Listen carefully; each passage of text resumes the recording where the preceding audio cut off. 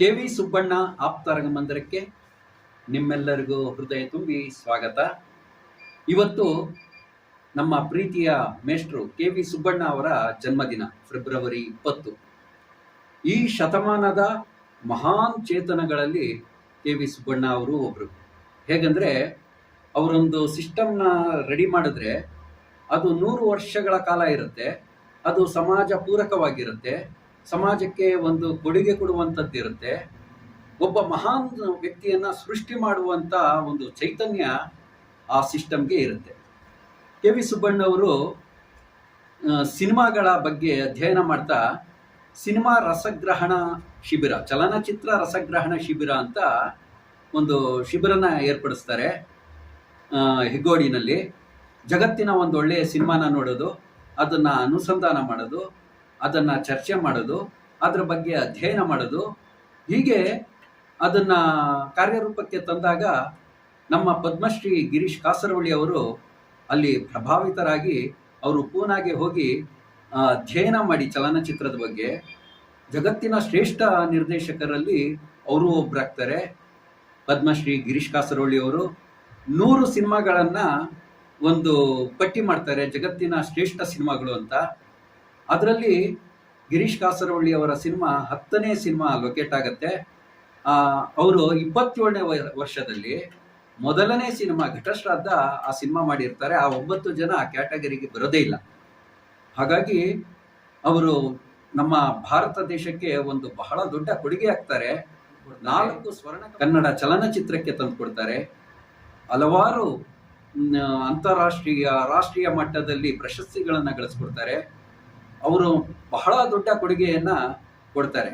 ಹಾಗೆ ಸಂಸ್ಕೃತಿ ಶಿಬಿರನ ಒಂದು ಸೆಟಪ್ ಮಾಡ್ತಾರೆ ಕೆ.ವಿ. ಸುಬ್ಬಣ್ಣವರು. ಅಲ್ಲಿ 4 ಜ್ಞಾನಪೀಠ ಪ್ರಶಸ್ತಿ ಪಡೆದವರು ಸುಬ್ಬಣ್ಣವರ ನಿಕಟ ಸಂಪರ್ಕದಲ್ಲಿರ್ತಾರೆ. ಅದರಲ್ಲಿ ಶಿವರಾಮ ಕಾರಂತರು, ಯು.ಆರ್. ಅನಂತಮೂರ್ತಿ, ಚಂದ್ರಶೇಖರ್ ಕಂಬಾರರು ಮತ್ತು ಗಿರೀಶ್ ಕಾರ್ನಾಡ್, ಇಷ್ಟೂ ಜನ ಅವರ ನಿಕಟ ಸಂಪರ್ಕದಲ್ಲಿ ಸಿಕ್ಕಿ ಆ ಸಂಸ್ಕೃತಿ ಶಿಬಿರ ದೇಶ ವಿದೇಶಗಳಿಂದ ಬಂದು ಅಲ್ಲಿ ಉಪನ್ಯಾಸ ಮಾಡೋದು, ಅಧ್ಯಯನ ಮಾಡೋದು, ಒಂದು ಸಬ್ಜೆಕ್ಟ್ ಬಗ್ಗೆ ಸುದೀರ್ಘವಾದ ಸಮಾಲೋಚನೆ ಮಾಡುವಂಥ ಒಂದು ಕಾರ್ಯಕ್ರಮ. ಅವರು ರಂಗಶಿಕ್ಷಣ ಕೇಂದ್ರನ ಸೆಟಪ್ ಮಾಡ್ತಾರೆ. ಆ ರಂಗಶಿಕ್ಷಣ ಕೇಂದ್ರ ಹೇಗೆ ಕೊಡುಗೆ ಕೊಡುತ್ತೆ ಅಂದರೆ, ಇಡೀ ಕರ್ನಾಟಕದಲ್ಲಿರುವ ಕೆಲವು ಕಲಾವಿದರನ್ನ ನೀನಾಸಂ ಸಂಸ್ಥೆ ಆಯ್ಕೆ ಮಾಡುತ್ತೆ. ಒಂದು 20 ಜನರನ್ನು.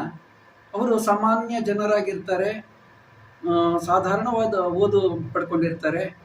ಅದರಲ್ಲಿ ಸ್ವಲ್ಪ ಪ್ರತಿಭಾನ್ವಿತರು, ಸ್ವಲ್ಪ ಟ್ಯಾಲೆಂಟೆಡ್ ಇರೋವಂಥ, ಅವರ ನಾಲೆಡ್ಜ್ಗೆ ತಕ್ಕಂಗೆ ಒಂದಷ್ಟು ಜನನ ಆಯ್ಕೆ ಮಾಡ್ತಾರೆ. ಒಂದು 20 ಜನನ ಆಯ್ಕೆ ಮಾಡ್ತಾರೆ. ಆ 20 ಜನಕ್ಕೆ ಊಟ ವಸತಿ ಕೊಡ್ತಾರೆ, ಬಟ್ಟೆ ಕೊಡ್ತಾರೆ, ಬರೆಯೋ ಪೆನ್ಸಿಲ್ ಕೂಡ ಕೊಡ್ತಾರೆ, ನೋಟ್ಬುಕ್ ಕೊಡ್ತಾರೆ. ಅವ್ರನ್ನ 1 ವರ್ಷಗಳ ಕಾಲ ಅವ್ರನ್ನ ಕಾಪಾಡ್ಕೊಳ್ತಾರೆ. ಅವ್ರಿಗೆ ಯಾರು ಟೀಚರ್ಸ್ ಅಂದರೆ ಯು.ಆರ್. ಅನಂತಮೂರ್ತಿ, ಚಂದ್ರಶೇಖರ್ ಕಂಬಾರು, ಮತ್ತು ಕುರ್ತಕೋಟಿ ಅವರು, ಬಿ.ವಿ. ಕಾರಂತು, ಶಿವರಾಮ ಕಾರಂತು, ಹೀಗೆ ನಮ್ಮ ರಾಜ್ಯದ ತುಂಬ ವಿದ್ವಾಂಸರು ಮತ್ತು ಗಣ್ಯರು ಅವ್ರಿಗೆ ಪಾಠ ಮಾಡೋದು. ಅಮೇರಿಕೆಯಿಂದ ಬರ್ತಾರೆ, ಜರ್ಮನಿಯಿಂದ ಬರ್ತಾರೆ, ಬ್ರೆಟ್ ಶಿಷ್ಯ ಬೆನ್ವಿಟ್ಸ್ ಬರ್ತಾರೆ. ಸುಮಾರು ಜನ ದೇಶ ವಿದೇಶಗಳಿಂದ ಬಂದು ಆ ಮಕ್ಕಳಿಗೆ ಪಾಠ ಹೇಳ್ಕೊಡ್ತಾರೆ. ಶಿಕ್ಷಣ ಅಂದರೆ ಹಂಗಿರಬೇಕು ಅಂತ ಅವರೊಂದು ಮಾಡೆಲ್ ಮಾಡಿ ತೋರಿಸ್ತಾರೆ. ಆ ಒಂದು ವರ್ಷ ಅವರು ಅಧ್ಯಯನ ಮಾಡಿ ಮತ್ತೆ ತಿರುಗಾಟ ಮಾಡ್ತಾರೆ. ಇಡೀ ನಾಡಿನಾದ್ಯಂತ ತಿರುಗಾಟ ಮಾಡ್ತಾರೆ. ಕೋಶ ಓದು, ದೇಶ ಸುತ್ತು ಅನ್ನೋ ಒಂದು ನಾಣ್ಣುಡಿನ ಅಚ್ಚುಕಟ್ಟಾಗಿ ಅವರು ಪ್ರಾಮಾಣಿಕವಾಗಿ ಅದನ್ನು ಇಂಪ್ಲಿಮೆಂಟ್ ಮಾಡ್ತಾರೆ. ಎಲ್ಲ ನಕ್ಷತ್ರಗಳಂತೆ ನಮ್ಮ ನೀನಾಸಂ ಸಂಸ್ಥೆಯಲ್ಲಿ ಓದಿದ ರಂಗಶಿಕ್ಷಣ ಕೇಂದ್ರದಲ್ಲಿ ಅಧ್ಯಯನ ಮಾಡಿದವರು ಅವರವರ ಜಿಲ್ಲೆಗಳಲ್ಲಿ, ಅವರವರ ಗ್ರಾಮಗಳಲ್ಲಿ ಒಂದು ಸಾಂಸ್ಕೃತಿಕವಾಗಿ ಅವರು ಕಟ್ಟೋದಕ್ಕೆ ಶುರು ಮಾಡ್ತಾರೆ. ಎಲ್ಲರೂ ಒಂದು ನಕ್ಷತ್ರದ ರೀತಿ ಮಿನುಗ್ತಾ ಇರ್ತಾರೆ. ಹೀಗೆ ಸುಬ್ಬಣ್ಣನವರು ಒಂದು ಒಂದು ಯೋಚನೆ ಲಹರಿ, ಅದು 100 ವರ್ಷಗಳ ಕಾಲ ಅದು ಶಾಶ್ವತವಾಗಿರುವಂಥದ್ದು. ಅವರೊಂದು ರಂಗಮಂದಿರನ ಕಟ್ತಾರೆ. ಅವರೊಬ್ಬರು ಆರ್ಕಿಟೆಕ್ಟ್ ಅಲ್ಲ, ಇಂಜಿನಿಯರ್ ಅಲ್ಲ, ಅವರು ಏನೂ ಅಲ್ಲ. ಆದರೆ ಒಂದು ರಂಗಮಂದಿರನ ಅವರು ಸೆಟಪ್ ಮಾಡಿದ್ರೆ ಅದು ರವೀಂದ್ರ ಕಲಾಕ್ಷೇತ್ರದಷ್ಟೇ ಪ್ರಾಮುಖ್ಯತೆ ಇರುವಂಥ, ಸೌಲಭ್ಯಗಳಿರುವಂಥ, ಅಷ್ಟೇ ವ್ಯವಸ್ಥಿತವಾದಂಥ ಒಂದು ರಂಗಮಂದಿರ ನಿರ್ಮಾಣ ಆಗತ್ತೆ. ಅದು ಹೆಗ್ಗೋಡು ಒಂದು 150-200 ಮನೆ ಇರ್ಬೋದು. ಅಲ್ಲಿ ಒಂದು ಬೃಹದಾಕಾರದ 1,000 ಜನ ಕೂತ್ಕೊಳ್ಳುವಂತ ಒಂದು ರಂಗಮಂದಿರ ಕಟ್ತಾರೆ ಅಂದ್ರೆ ಅವರ ಎದೆಗಾರಿಕೆ, ಅವರ ಮುಂದಾಲೋಚನೆ ಹೇಗಿರ್ಬೋದು ಅಂತ ನಾವು ಊಹಿಸ್ಕೊಳ್ಳೋದು ಕಷ್ಟ ಆಗುತ್ತೆ. ಆಮೇಲೆ ಅದನ್ನ ನಿರಂತರವಾಗಿ ಚಟುವಟಿಕೆಗೆ ತೊಡಗಿಸ್ಕೊಳ್ತಾರೆ. ಯಾವತ್ತೂ ಅದು ಸುಮ್ಮನೆ ಇರಲ್ಲ. ಆ ರಂಗಮಂದಿರದಲ್ಲಿ ಒಂದು ಚಾಲನೆ ಇದ್ದೇ ಇರುತ್ತೆ. ಅದನ್ನ ಎಂಗೇಜ್ ಮಾಡ್ತಾ ಹೋಗ್ತಾರೆ. ಅದು ಬಹಳ ಕಷ್ಟ.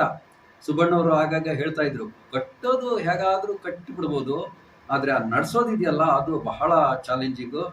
ಅದು ನಮ್ಮೆಲ್ಲರ ಜವಾಬ್ದಾರಿ. ಅದನ್ನ ನಡೆಸೋದು ಬಹಳ ಕಷ್ಟ, ಕಠಿಣವಾದ ಒಂದು ಕೆಲಸ. ಅದು ತಪಸ್ಸಿನ ರೀತಿ ಮಾಡ್ಬೇಕಾಗತ್ತೆ ಅಂತ ಅವರು ಸುಬ್ಬಣ್ಣವರು ಆಗಾಗ. ಶಿಕ್ಷಣ ಕೇಂದ್ರ ಅದು ಹೇಗೆ ಸೆಟಪ್ ಆಗಿರುತ್ತೆ ಅಂದ್ರೆ ಅದೊಂದು ಗುರುಕುಲದ ಮಾದರಿ ಇರುತ್ತೆ. ಒಂದು ಶಿಕ್ಷಣ ವ್ಯವಸ್ಥೆ ಹೇಗಿರ್ಬೋದು ಅಂತ ಅವರೊಂದು ಮಾಡೆಲ್ ಆಗಿ ಮಾಡಿ ತೋರಿಸ್ತಾರೆ ಕೆ.ವಿ. ಸುಬ್ಬಣ್ಣವರು. ಆ ರಂಗ ಶಿಕ್ಷಣ ಕೇಂದ್ರ ಬೆಳಗ್ಗೆ 6ರಿಂದ ರಾತ್ರಿ 10 ಗಂಟೆ ತನಕ ವಿದ್ಯಾರ್ಥಿಗಳನ್ನ ಎಂಗೇಜ್ ಮಾಡಿ ಇಟ್ಟಿರ್ತಾರೆ. ಮತ್ತೆ ಬಹಳ ಪ್ರಜ್ಞಾಪೂರ್ವಕವಾಗಿ ಯಾವುದು ಮನಾಟನಸ್ ಆಗದೆ ಇರೋ ರೀತಿ 1 ವರ್ಷ ಅವರನ್ನ ಕಾಪಿಟ್ಕೊಳ್ತಾರೆ. ಶಿಕ್ಷಣ ಅದೊಂದು ಮೆಮೊರಿ ಆಗಬಾರ್ದು, ಅದೊಂದು ಜ್ಞಾನವಾಗಿ ಪರಿವರ್ತನೆ ಆಗಬೇಕು, ಅದು ಜೀವನ ಕ್ರಮದಲ್ಲಿ ಒಳಗೊಂಡಿರಬೇಕು ಅನ್ನೋದು ಅವರ ಚಿಂತನೆ ಆಗಿರುತ್ತೆ. ಆ ರಂಗ ಶಿಕ್ಷಣ ಕೇಂದ್ರ ಬೆಳಿಗ್ಗೆ 7 ಗಂಟೆಗೆ ಧ್ವನಿ ಸಾಧನೆ ಅಂತ ಮಾಡ್ತೀವಿ.